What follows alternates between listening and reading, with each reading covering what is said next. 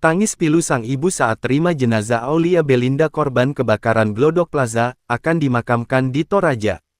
RS Polri telah menyerahkan jenazah Aulia Belinda Kurapak 28 tahun korban kebakaran Glodok Plaza, kepada pihak keluarga pada Jumat tanggal 24 Januari tahun 2024.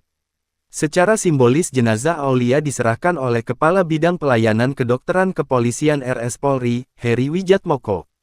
Tampak ibu korban menangis dan memeluk kerabatnya. Dalam ibadah yang dilaksanakan sebelum jenazah Aulia dibawa pulang pun para kerabatnya tampak tak kuasa menahan kesedihan mereka.